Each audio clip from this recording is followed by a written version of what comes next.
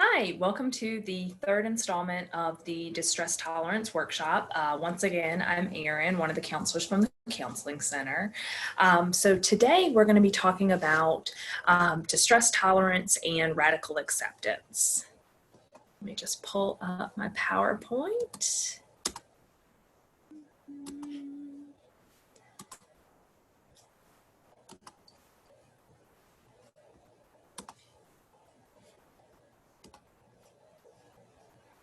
All right, so as I mentioned, we're going to be talking today about the skill of radical acceptance, which is both one of my favorite and least favorite skills. Favorite because I really think that this has the potential to be very powerful, and also least favorite because it is challenging.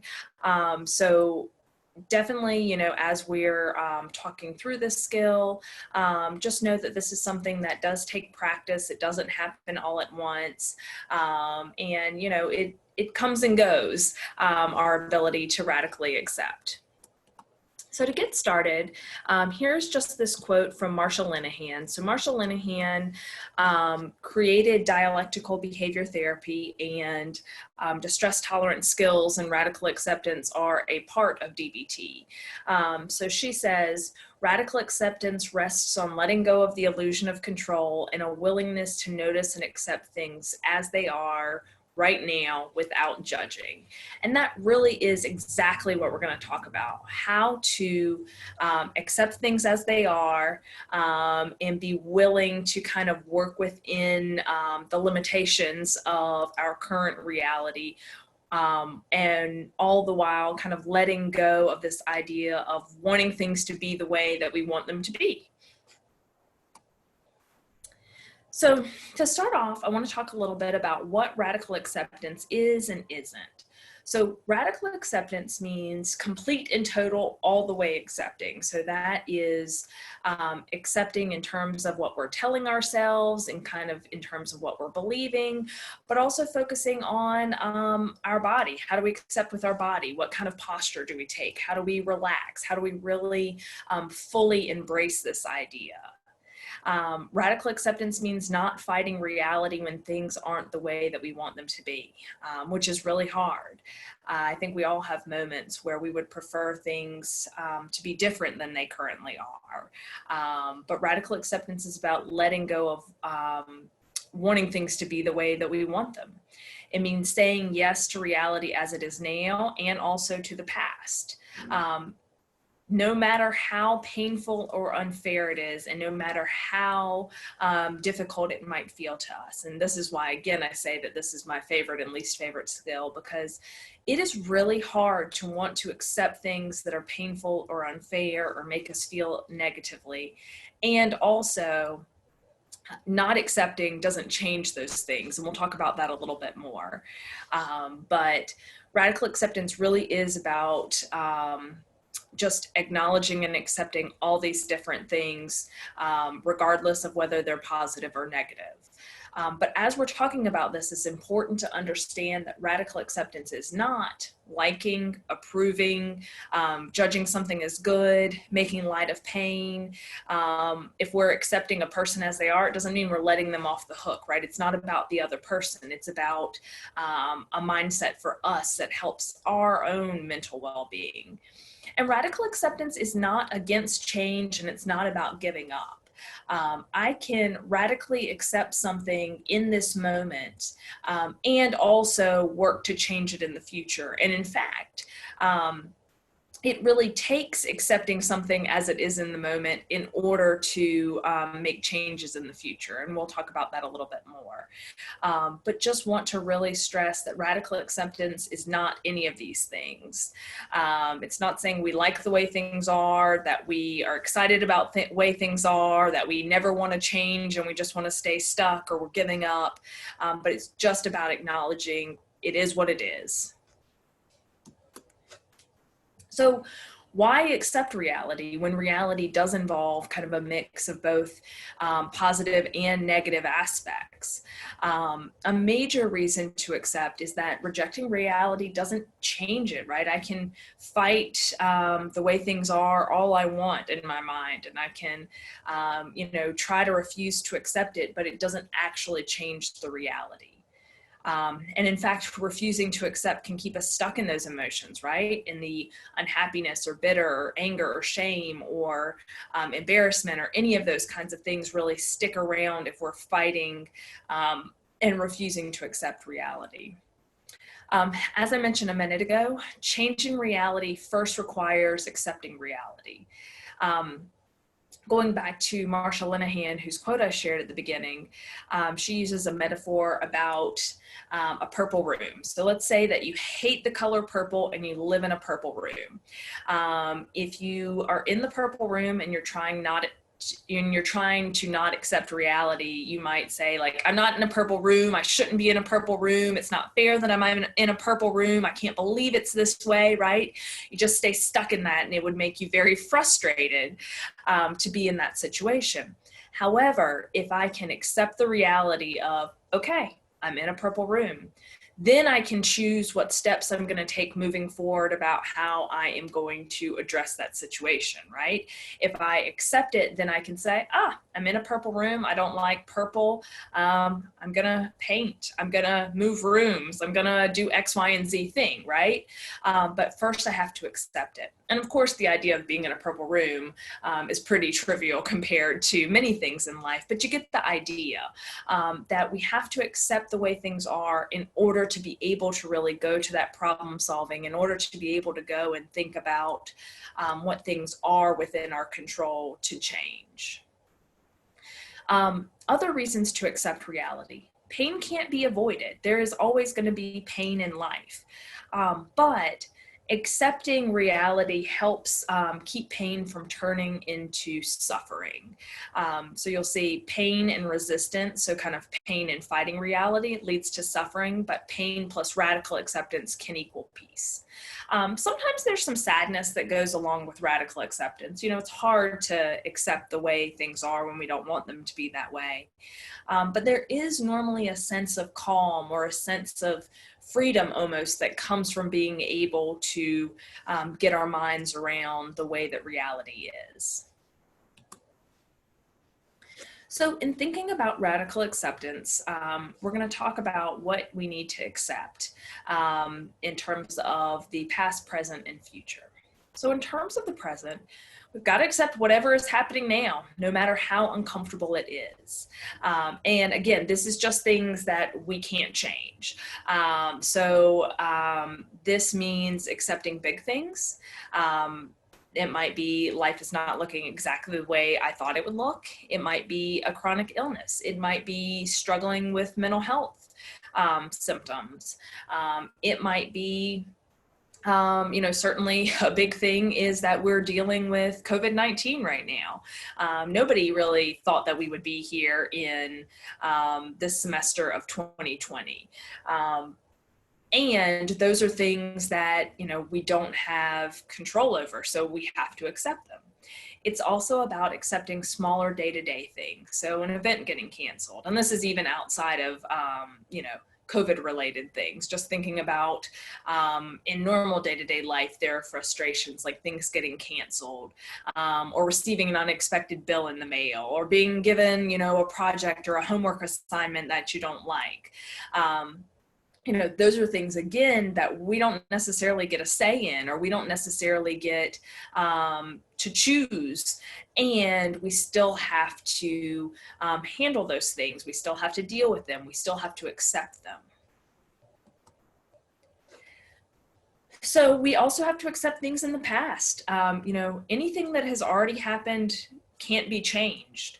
There are probably many things that we wish were different than they were, and that might be big things that have happened in the past. It could be big things in terms of personal things like trauma, accidents. It could also be big things in terms of world history, right?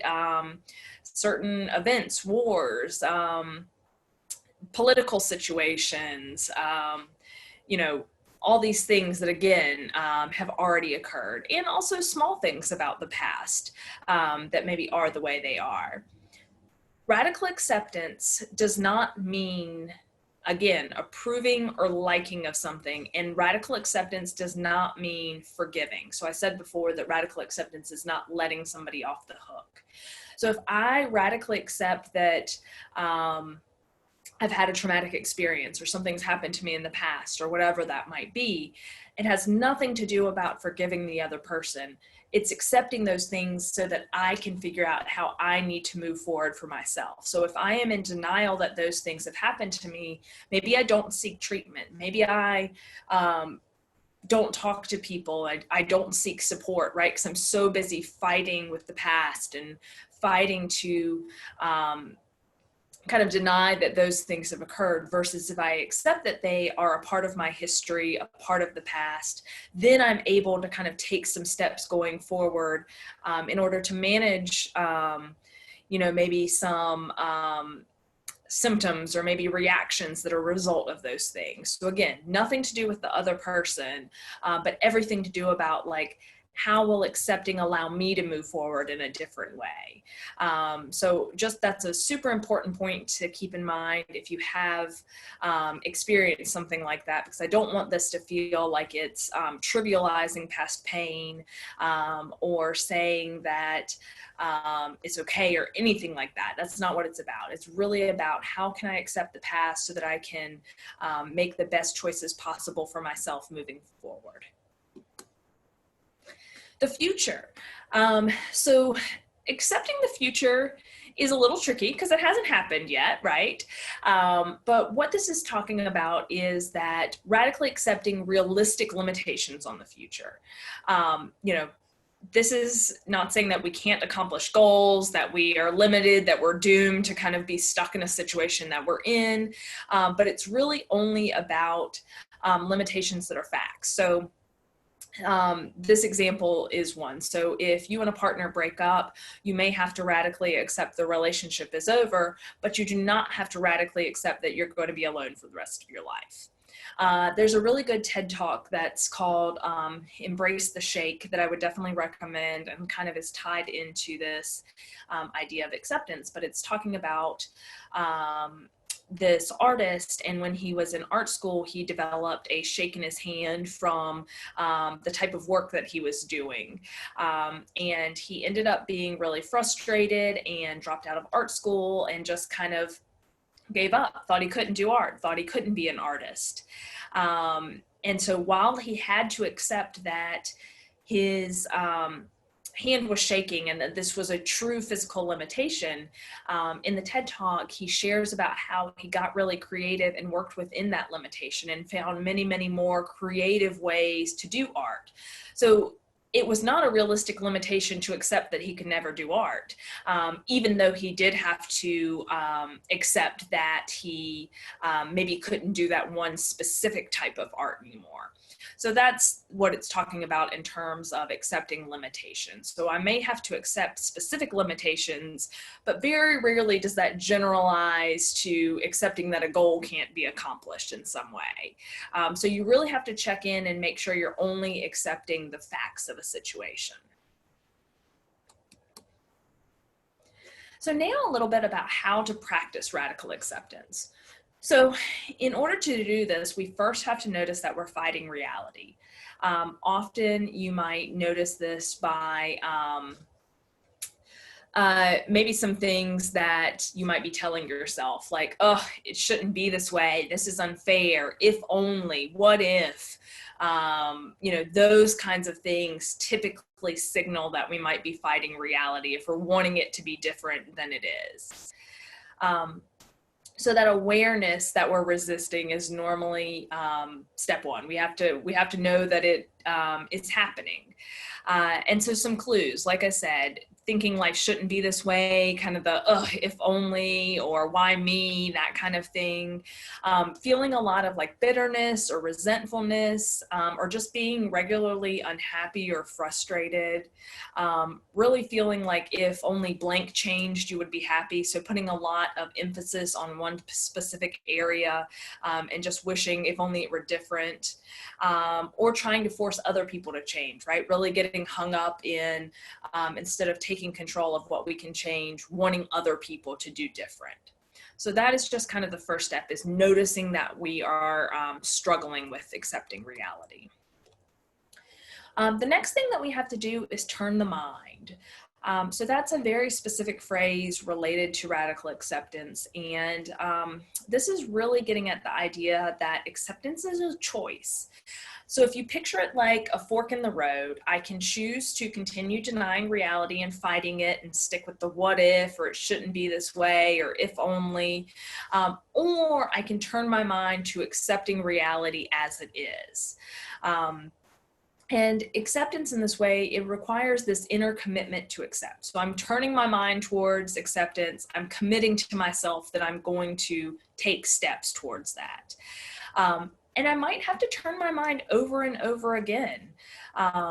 You know, if I'm having a good day, maybe it's a lot easier to accept things. But if I am having a rough day, if I'm particularly triggered by something, if I'm just, you know, like having a lot of stress, I might have to choose to accept over and over again, because it's just harder to stay in that acceptance mindset, and that's okay.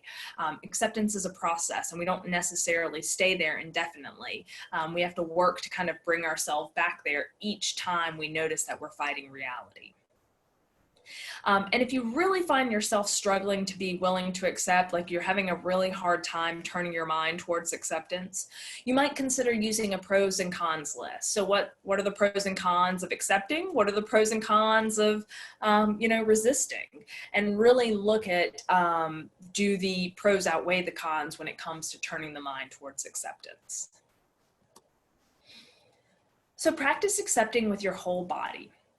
So when I am mentally fighting against reality, you know, that plays out in our physical self too. So you might notice that particular groups of muscles are really tense when we're just stuck in denial of reality. So using some strategies like just general relaxation strategies, deep breathing, imagery, prayer, positive self-talk, a lot of these strategies I talk about in the other distress tolerance workshops. Those can certainly be ways to kind of practice accepting with your whole body. Two other specific DBT skills for acceptance are willing hands and half smile. So willing hands is just really working to relax all the muscles in your arms and hands, having your palms facing upward. Again, just this openness in your body posture that really, again, signals to your brain that you have this willing attitude towards the idea. And half smile. So it is actually the case that if we turn our muscles to smile, that it registers to our brain to feel a little differently. So if we are, you know, we're not like giant smiling, we're not trying to fake it in that way, but just half smiling, turning the corners of your mouth up slightly, really can impact how you feel. And again, just kind of incorporates that perspective of acceptance as a whole body thing. It's not just a mindset. So another thing to do is to act as if. So sometimes it's really hard for our brains to catch up when it comes to acceptance, and we struggle. You know, we just want things to change. We want things to be different. So if you find that you're struggling to truly accept, you can act as if you do. So even if you're not there quite yet, think about if you did radically accept, what would you do differently? How might you feel? What are all the steps you would take if you did accept things as they are? And it's kind of a fake it till you make it approach. So if I'm actually acting like I accept something and I'm doing all the steps that I would normally do if I did accept something, I actually will start to feel more accepting of the situation. So for instance, like with the current situation of being with the stay-at-home orders and the self-isolating, like I could sit here and I could say, oh, I wish that I could go out and I could do all these things, and this sucks being at home, and I just wish this were done, and this isn't fair, and I can't believe it. I might be really stuck.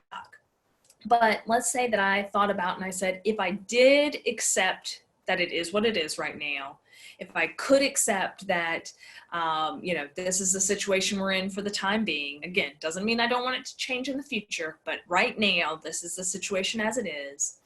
What would I do differently? So probably instead of spending a lot of time ruminating about how I wish things were different, I might decide to pick up a hobby. I might start doing things within the house like cooking or reading a book or working on work or doing things that I know I can do that that aren't affected by staying at home or isolating. So I might get creative within my limitations. And so as I start to do those things when I'm stuck at home, it makes me feel a little bit better, right? Which actually makes me more accepting of having to be stuck at home. So that's the way the act as if works.